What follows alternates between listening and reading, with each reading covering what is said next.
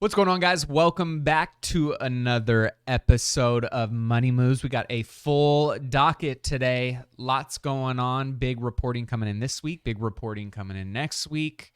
Huge. And there is some very bullish sentiment in the market right now. Potentially Very recently. leading up to some thoughts and theories that we might be headed into the longest and most substantial bull market in history. While Matt says that, and I also told him that, I'm now thinking it might be a good idea to look up who said that. We should So I'm going to look it up right now. Yeah, you look it up while... But yeah, we have some really interesting stuff coming out because of, I know the last couple of weeks was a little volatile, but volatility, like we said, is the price you pay for the returns. Let me look up this longest bull run theory because it was actually from somebody who was slightly reputable. Okay. And so before we dive into that and kind of sharing the thoughts and the theory behind that, because I was like, man, I mean, we just came out of the longest in history, and now we're already talking about theoretically another one that's going to be even longer. And how is that even possible? And you and I started kind of, going back and forth on some ideas and some reasoning why, and we're going to share a little bit about this because we pulled up some interesting data on this as well. Before we dive into stocks and some real estate stuff, of course, we are going to touch on some political news and some policy. This week, we've got the DNC going on in Chicago, and they erected a massive fence and wall all around the convention center, which was pretty funny. They had... And it was insurrected. Yeah, it was already... Is that a word? Yeah, it is. I know it is for Democrats, but I'm asking like a real word. Yeah, no, Okay. they broke it down and they were like I saw that one dude, he like broke it and, down. He was like, come on. come on in, y'all. Sound like Mickey Mouse. But it's quite interesting to think about how, they're not for the walls around our country, but they are around their convention. And at least from what I saw last night, because I wanted to follow it because there are some people that speak that I'm going, I want to hear what they have to say. Yeah. You got your scream. I mean, it was almost like a screaming match last night. I kept seeing it was really weird because the crowd seemed like they just kept walking around. They didn't seem like they were like sitting. They all seemed like they were like networking. Well, one, there's all kinds of chaos going on with the Free Palestine and the protests and the LGBTQ, and there's a lot of social causes that are being fought for right now at the DNC, outside of just us being happy and proud about our Democratic National Convention, and that there's so many other kind of layers to it. But it was interesting seeing a lot of the talking heads on stage the other night, how every single one of them did not necessarily talk about any bit of policy except just attacking Trump. I mean, it was like Trump. I mean, every single person was like, they were attacking Trump. I even saw this one woman that was saying how if he gets into office, he's going to weaponize the Department of Justice to go against his political enemies, and that he's going to fire people that, and it was like... Do you not know Joe Biden? The irony in that statement was just really funny to me. But I wanted to listen because I just ultimately want to see, like, is there some reason and some diplomacy and some common sense and some level-headedness going on at this convention, or has it really been overtaken by this far left progressivism that so many people in the middle who did identify as Democrats are going, I can't even, like, that doesn't even represent me anymore. That doesn't represent my values, doesn't represent the policy, the governance, the leadership that I want. It's like really hard for me to get behind this. And I'll just say, from my opinion, it wasn't a good start. No, and AOC, was a good example. I was watching too, and I was like, man, she kept doing like fire up points, but then they never like... She cracks me up. They were always rising action, and they never like got to the point. It was always like, let me say all these words that get people like, yelling, and then let me transition to this next one and keep yelling, and then it was a lot what you just very said. aggressive, and angry, and I don't know. I just was... I guess I was hopeful that there was going to be some like silver linings in how they presented themselves. And so far, at least on day one, I didn't see Look at anything how many times they mentioned Donald Trump's name, and then you go back and watch the RNC and see how many times he mentioned Joseph Biden and I will help you. It was 0. yeah. I mean, And he, in fact, he told his team, from what I read, that he refused to do it because he's not going to bring that up because it's irrelevant. It's irrelevant what the DNC does, just like it's irrelevant what we do to the DNC. We're running our own convention. I just need to talk to the people here. So I was like, I'm not going to waste my time bringing up Joe Biden's name. Yeah, it was interesting. And I think a lot of people are just wanting to, because why we talk about politics, even though it's obviously pure entertainment at this point, is the policy, right? And if you don't think that a president is got the ability to sway and impact policy that impacts your business, your finances, your community, your parenting, your values, like at the end of the day, you may have voted Joe Biden last election. That's a good test. If you said yes to any of those questions, right? Because like those are the only people that I know are like in denial. I mean, it's almost like saying that Trump was a perfect president, which he wasn't. No, of course but not. He was definitely better than what we're dealing with now. Yeah, if you want to remove whether you like him or not and just truly look at the policy and the results of the policies. Yeah. And so I saw a lot of people really kind of giving Kamala Harris a lot of flack, right? Because she's been saying these day one, and people are like, you've been in the White House for 3.5 years now, and you've had the ability to make a lot of these impacts, and you were actually accorded with responsibilities to handle certain very key parts of policy that impact the presidential election, and she completely failed at those things. And so there were a lot of people just ripping her. I saw one meme that was like, she has more pronouns on her campaign website than she actually has policies. And it was true. Like I went to the website and it's got Z, I, they, them. It was like, wow. I didn't even know there was that many. It shows what I know. But that being said, it was true. They didn't have a lot of policy on there, and they were pushing pretty hard last night, this Trump 2025 agenda, and or Project 2025. Somebody brought out like a book, didn't they? Like a big ass Yes. Book. And he's pretty much denounced it over and over and over again, but they continue to kind of push that narrative. But there were some things that I don't even know what we would call her administration right now, but that they kind of came out and started proposing some things. So there are a couple things that I did find very interesting. One today, and I wanted to just get your overall thoughts, and maybe we can talk about how does this impact you as an investor, as a business owner, and how does it impact your finances? So today, Kamala Harris supports the tax increases President Biden put forward in his recent budget proposal, including a 25% minimum tax on individuals with more than $100 million in wealth, according to her campaign, which, I think is, I guess, relatively fair. And yet at the same time, I think we all know that most people over $100 million net worth have figured out how to play the tax game. So they're going to find a way to make sure that if that is a law that gets enacted, that their taxable income and that additional 25% income tax is going to be something that they're most likely going to avoid in some capacity. Agreed. Then we've got the corporate tax. Kamala Harris says she would raise the corporate tax rate to 28%. It's better than Biden's 45% proposal that he threw out there. True. If she was elected president. The corporate tax rate has been 21% since 2018. This would be the first hike in corporate tax rate in over 40 years. Yeah, it's consistently gone down since I believe the 60s.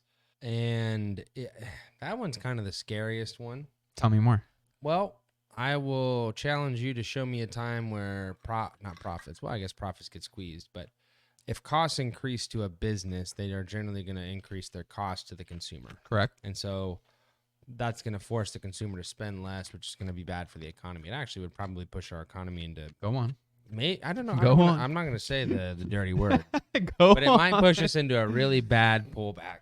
That R word that you do not like to hear. Yeah, no, it would be bad for the economy. It'd be bad for the stock market. It'd be bad for jobs. There would be massive layoffs. The unemployment rate would spike. Most people with a brain in their head would realize that you go and attack small businesses, which make up a very big chunk of our, Backbone, yeah. American economy, our GDP. You go and attack those businesses, it's going to trickle down into Main Street. Yeah. It's not going to hit not a Wall good Street the policy. way it's going to hit Main Street. Correct. The idea is it sounds good to voters. We're going after the big guy. But that people just don't understand that's like, they're going to be like, okay, well, perfect. Then you're just going to pay more for the products that we know you need and want. And you can complain as much as you want, but we're passing it through to you. Yeah. It's not going to affect us one bit. It's just going to affect you. Yep. So that's kind of another economic policy that she's pushing out that I'm going, how does this make any sense? And to me, it's kind of wild because I'm going, do people not see through this? Do they not understand how this actually does show up in their business, their bank account, their life, their community? And it's not something that's ultimately going to benefit them. They just they think that they can say all businesses and corporations are evil and greedy, and that overarching narrative is just going to be accepted at face value, which unfortunately in a lot of ways it is. Yeah. Unless you understand the other side of the coin and how these things, when they get rolled out, actually impact and trickle into so many key areas that really do hurt you. So that was another one. Then we've got, this one was one that I'm going, and I forget who it was that said if she was in charge, I think it was like some global economist that said if she was in charge of the U.S. economy, like it would end up being one of the worst American presidencies based on the sole fact that she truly does not understand economics at all. And she's showing that with some of her policy. This one in particular, down payment subsidizing. The Harris plan to subsidize down payments for first-time home buyers is, in my opinion, highly inflationary. And I'll just tell you a little bit more about what she is proposing. She's proposing giving people $25,000 to buy a home. And she is saying that this is going to make housing more affordable, right? So when you think about that, let's just run and play this scenario out real quick. One, it doesn't make housing any cheaper. It makes a home cost, well, about, let's just say, $25,000 more, because the market's going to find a way to work itself in with that potential subsidy. And when you think about already how challenging housing and the affordability is, what side of the coin is really struggling right now? It's supply. Supply is the issue right now. We don't have a lot of houses to choose from. Therefore, it's a seller's market. Inventory is still low, below average and historical healthy norms. And then you still have a relatively healthy demand, even with high interest rates.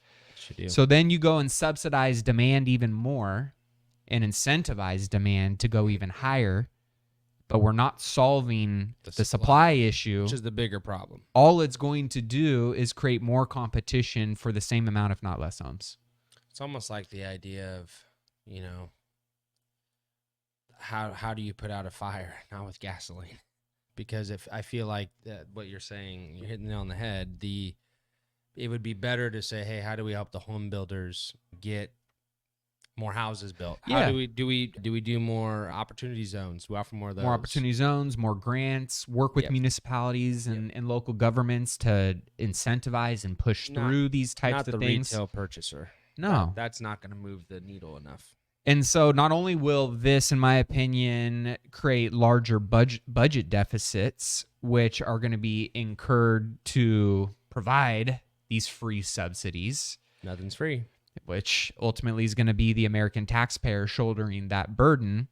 This is going to directly push home prices even higher, which is already an issue. I think I saw today, unless you own, an interesting report. A record 8.5% of homes in the United States are now worth $1 million or more for the first time ever. Over the last 4 years, the share has more than doubled. So think about that. So I love that. You love that, but think of how many people, we are more of a renter's nation 4 years later than we are 4 years ago. I don't disagree with that. Right? So, but I would be lying. Well, of course, because you're a homeowner. I am. But that doesn't solve the problem for you. What about for your kids or for your family's kids or for friends and people that you care about in future generations? That's going to be a major issue to pass to them. You will. again, and I know we can selfishly say, hey, we're going to be in a good position, but that doesn't mean other people are. I And agree. it's about the greater good, in my opinion, of, hey, we I'm can. just saying I don't mind what's happened to Of my home's course, value. yeah, who That's all wouldn't I'm saying. enjoy seeing their house double in value almost? And according to Redfin estimates, 8 million homes were worth over 1 million in June of 2024, which is up from 7.2 million in June of 2023. And also the share of homes worth at least 1 million is up year over year in 47 of the 50 most populated metros. Meanwhile, the median luxury home sale price jumped by 9% year over year to new all-time highs of 1.18 million in Q2 of this year. And at the end of the day, we've never seen housing this expensive. No. That's what I'm saying. I'm super happy I bought when I did. I'm glad I sold when I did. I'm glad I bought when I did. And it's selfish to say, I will agree, but I like what it's done. Well, yeah, because But you're making good investment choices with your money. I Can't have knock seen you for it that. slow down, and I don't see the trajectory being like a straight line up anymore. It's more of a kind of out, and we have some pullback and we have some up. Yeah. And I think that's healthy. Well, and kind of going back to that renters nation comment I just made, the U.S. renter population is rising 3 times faster than the homeowner population. Don't you think though that's going to snap a little bit back into line over the next coming months when interest rates go a little lower? Maybe, or institutional players are going to lever up some more debt and continue to consume more assets that they already showed they have a very healthy appetite for over the last few years. Both I'm fine with. Yeah. Which would then increase the renter I would side. say the buying stick and the ability to absorb more inventory is going to be on the institutional side more so than on the main street retail homeowner. Yeah, and I think that's a given due to the fund coupons. Yeah, the economics of it, right? Yeah. So the number of households renting a home increased by 1.9% year over year in Q2 of this year to a new record of 45.2 million. The second largest jump since 2021. In Q1 of 2024, these households grew by 2.8%, the largest jump since 2015. At the same time, home ownership rose by 0.6% to 86.3 million, which is the smallest increase since 2019. So it just, again, shows that, housing affordability, home ownership, this idea of the American dream. You hear a lot of millennials saying they don't think they'll ever be able to buy a house. I don't even know what, Gen Z and the younger generations are thinking about. They may not even think of it as, something that is a necessity going forward. They just assume they're going to be renters because that's just kind of the culture and the conversation that's happening now. But that being said, I do think it's, something to be. Here's what I would say. If you own a home, it's going to be a good investment.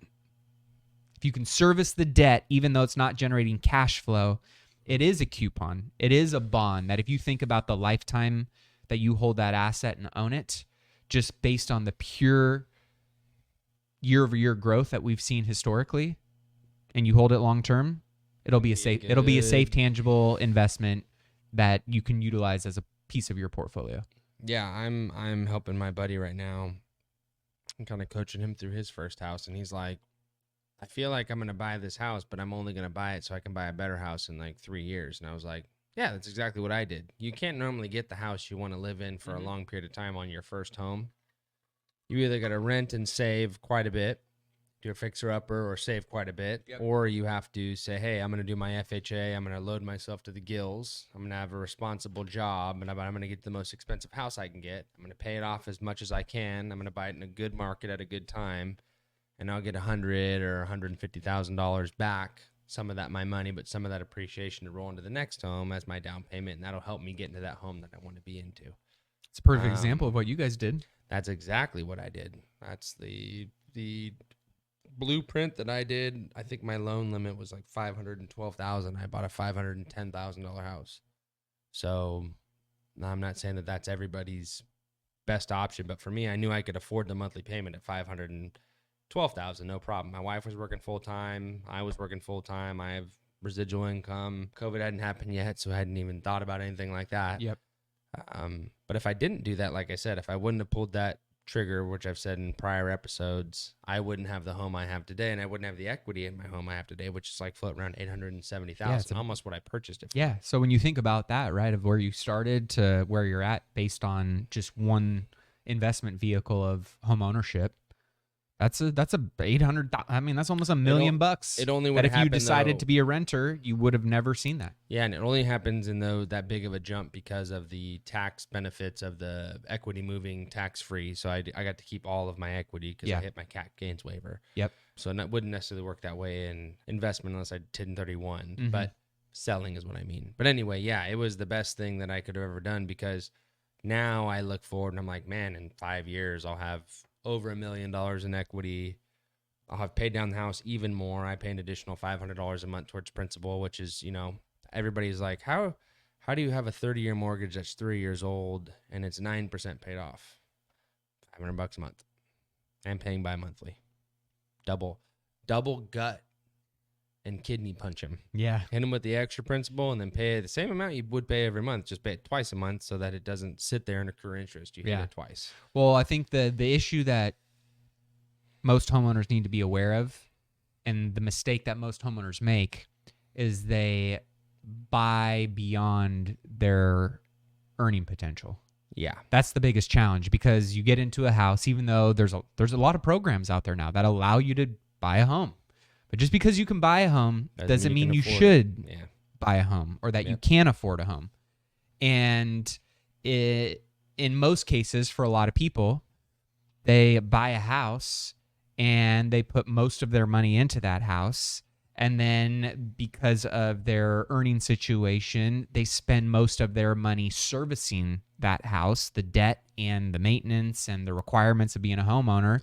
And they don't have anything left over to invest in the things that actually create the freedom, unlock the leverage in the lives, that they're trying to create, right? Yep. So that's the thing that I think you got to be aware of is if you're going to buy something, just make sure that you still have an ability to service all of those things and have some money left over to invest in things that are going to be really supplementing your future goals, right? Yeah, you would never go to a restaurant every night for a month knowing it was going to cost your whole budget because you got other stuff to spend. 100%. So just as easy as thinking about it like that way. Speaking of restaurants, food, the last policy that Harris has kind of put out this week that I thought was interesting and definitely caught my eye, curious on what your thoughts are, is price gouging.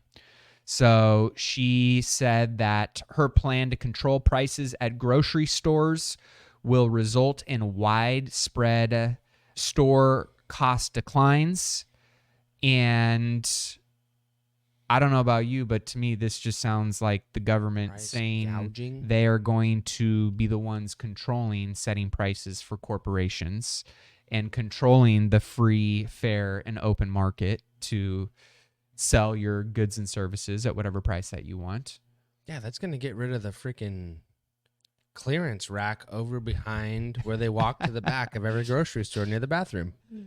Well, I saw in, I forget who showed be able to do that. this quote or this graph, but it essentially showed the profit margins, profitability of most grocery stores. It's not crazy high. It's pretty slim if you think about it. So if you start controlling their ability, in my opinion, we're going to see widespread store closures, layoffs, particularly in areas where crime rates, insurance premiums, and taxes are high, which is what? Blue states. Yeah, blue metros. And oftentimes are some of the most densely populated areas that need those services, need those grocery stores, need access to that kind of food. We've already got a taste of that because of the crime that went rampant. So this means much higher grocery prices, in my opinion, particularly for consumers living in the lower income communities. And if anything, if you just go look in history and say, when the government steps in and says, I'm doing this to help you and let me control this for you, ultimately, one, historically, they screw it up. And two, it's an overreach of governance, and it's a form of communism. And socialism. And it just doesn't work. It never works long term. It always sounds good. It sounds sexy, and then it just goes bass backwards. Look at Venezuela. That's what I was going to that's what I was going to say. Look at Venezuela. Yep. They were a very strong economy in the late 90s. and going into the early 2000s. Top 5. Yeah, they were on their way to be a very, very developed, well-established economic, I wouldn't say superpower, but economic world power. Yeah. They would have had a place at the seat at any table. And now, they're going through an economic disaster with their inflation. They have a rigged election. Ironically, looks exactly the same as. I mean, it's so wild.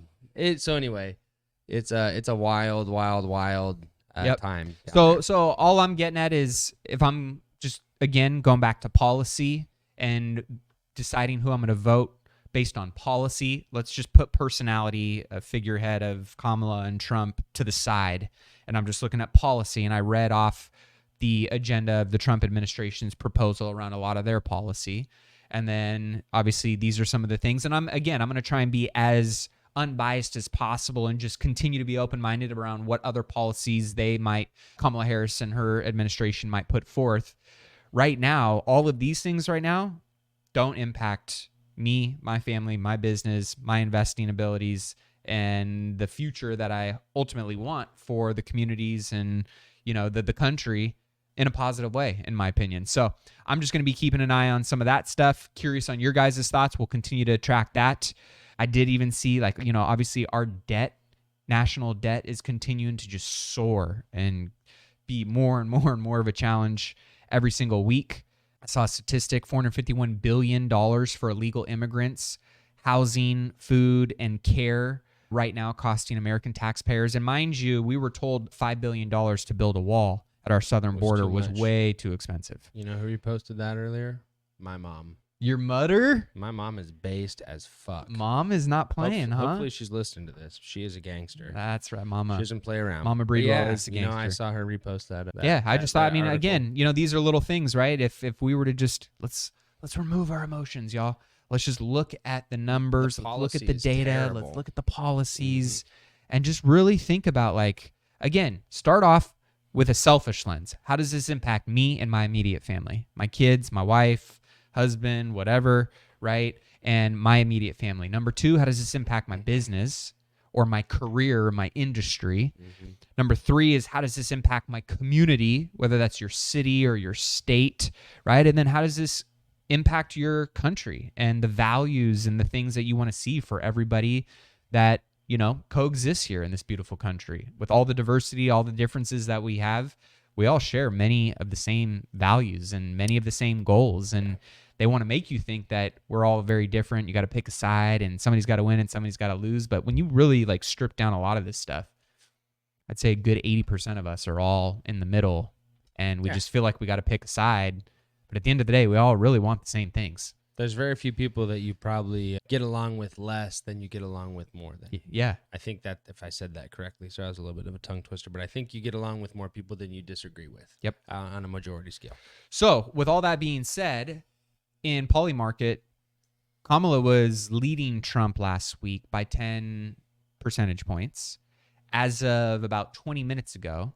And this is after a lot of these policies came out, after the first night of the DNC. She is now trailing him by 1 percentage point. So an 11% swing in the last week. Obviously, we know we've said that's gonna seesaw up and down.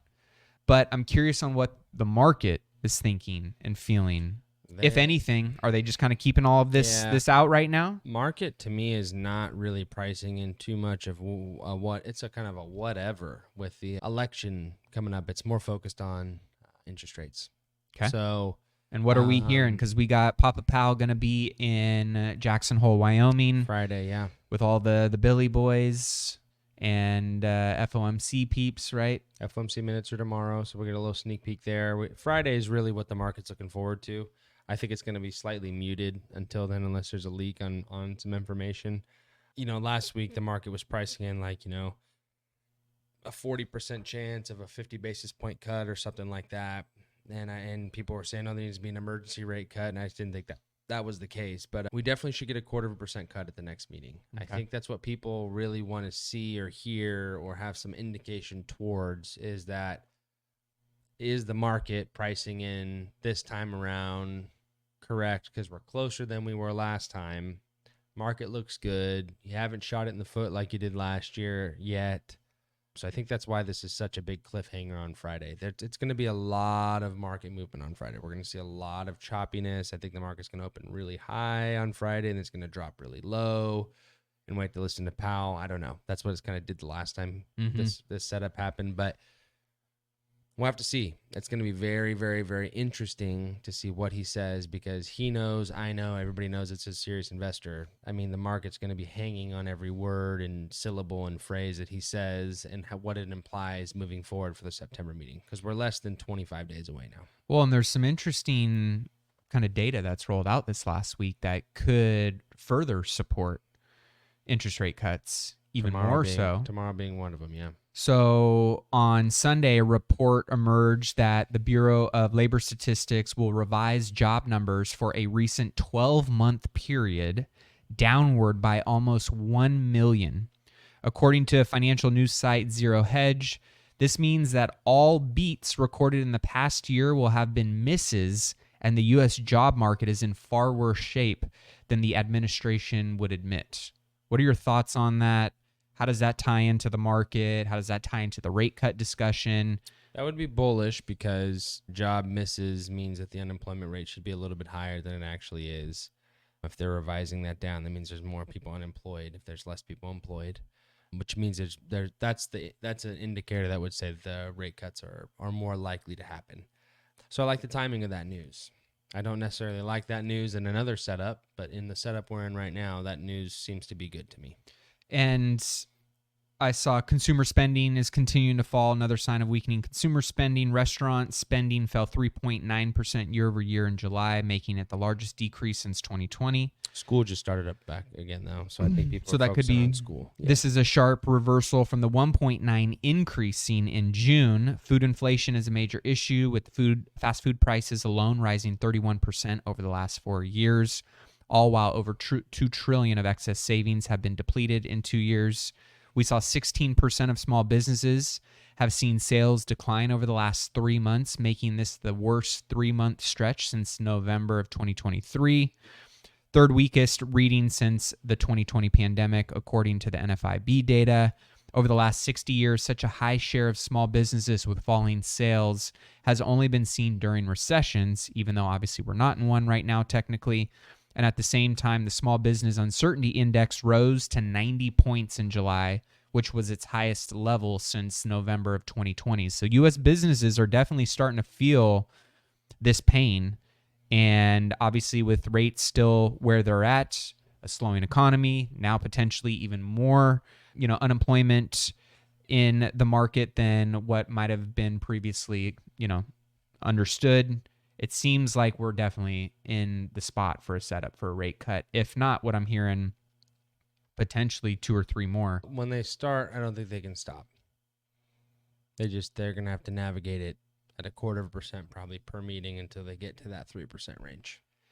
And is there anything that you're seeing here around the bond market or the stock market that is giving some insights as to either the health or the weakness of the stock market as a whole? Well, the bond market, the economy as a whole. The bond market's kind of been swinging and missing the past few months, really actually almost the past 2 years now on its predictions. And I just think it's more of a near-term instrument to predict that what's going to happen in the near term, but it just keeps saying we're in a bunch of crap and everybody already knows that. I think that the stock market is telling us, which is more forward-looking, is that there's good times ahead, and that would probably likely need to be accompanied by rate cuts because there's not a lot left in the market that's not already priced in at this point, and that we're not waiting for. I think that, like I said, there's not a lot of pent-up betting as far as like from positioning on assets, what the stock market's going to do based on who's elected. Again, it's more focused on the interest rates. Got it. So are you giving more weight to the bond market or the stock market right now to tell you? Stock market. Yeah, stock market seems to be more accurate in the near term, in the now. And that can change. It's not always going to be the case, but right now the stock market seems to be more accurate on what it's predicting versus what the bond market is. So you said something a little before we started recording this episode that you and a few others that you follow potentially believe that we could be in for the longest bull market in history. Yeah, What did you mean by that? I couldn't find who originally put that article out. I'll try to do some digging and get that information for next week. But it just looks good. We have a brand new catalyst in an industry that still has yet to be exploited. That being AI. Utilities are going to benefit heavily from AI usage because power consumption will need to go up.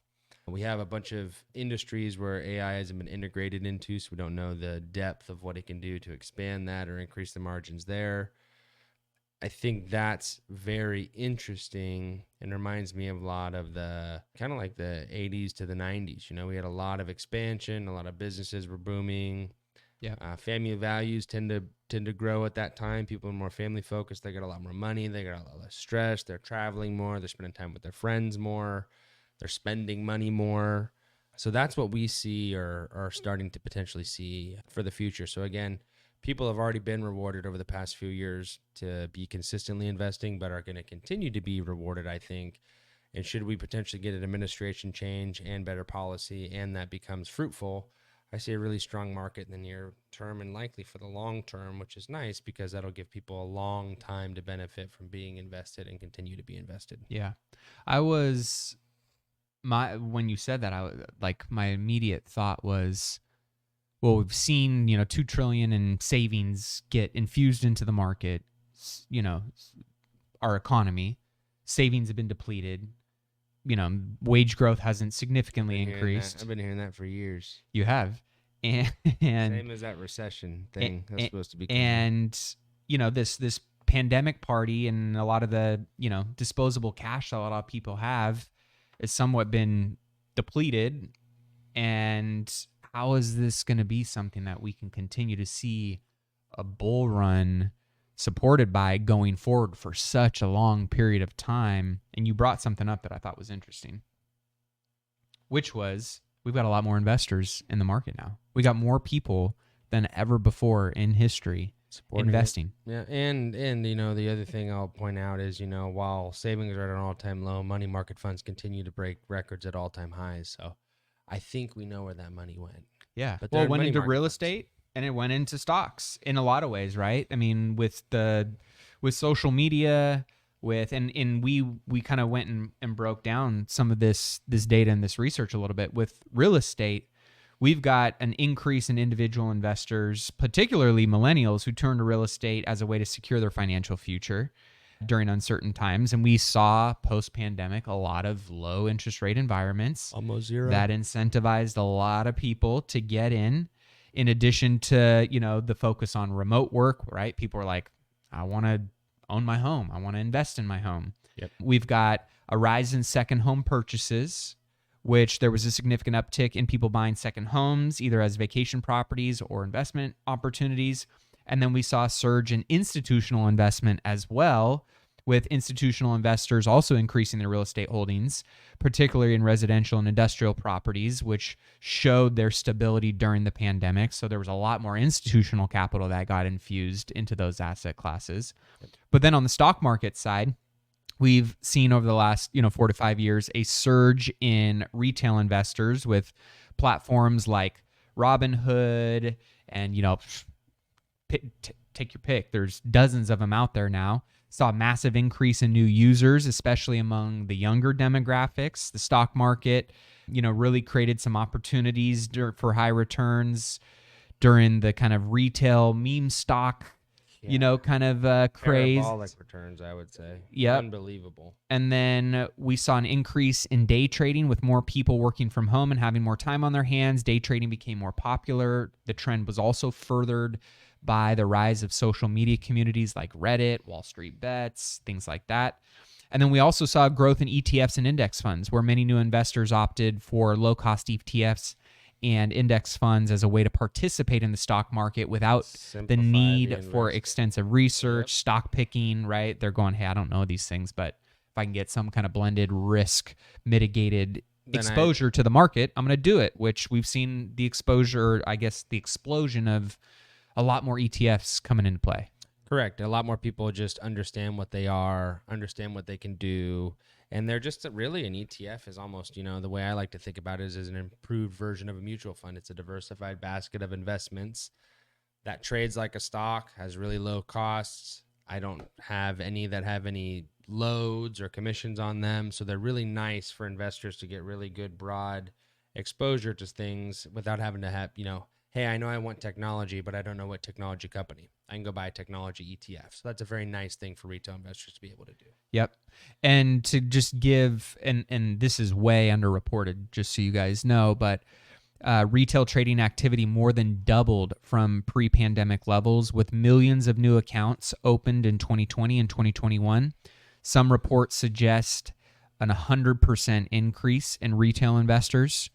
And that was at the end of 2021. So, do the math. Would say by now, at least, that would be the case because, like you said, Robinhood. I mean, if that's a big deal, if you think about double the amount of investors coming into the market, it's not double the amount of money, but it's double the amount of opportunities to have purchases go in the market. And just talking about, tying it back into this next bull run narrative, that's double the amount of people that are going to be looking at investing in things that they previously were not looking at. Yeah, it would be, if you asked the street what it was, it'd be double the dumb money.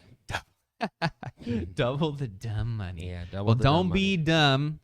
Just listen into Money Moves, and we'll give you guys some insights. And obviously, the U.S. saw a 30 to 40% increase in individual home purchases as investments, with a notable rise in demand for suburban and rural properties and real estate. So overall, I guess what we're getting at is there's just a lot more attention and access to investing in stocks and real estate than there ever has been before. Correct. And that's going to continue. With a lot less fear around the risks of it. People understand, like, yeah, I might lose it, but I also can make a lot of money. Yep. They've never said the but part. They've always been, yeah, but I might lose.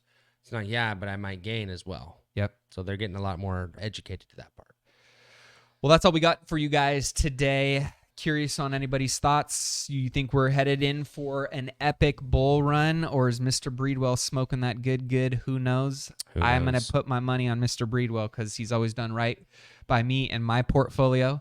And, we love to track these things. So we'll continue to keep the data front and center, giving you guys our thoughts. And I'm going to be continuing to watch the DNC this week and see how that continues to play out.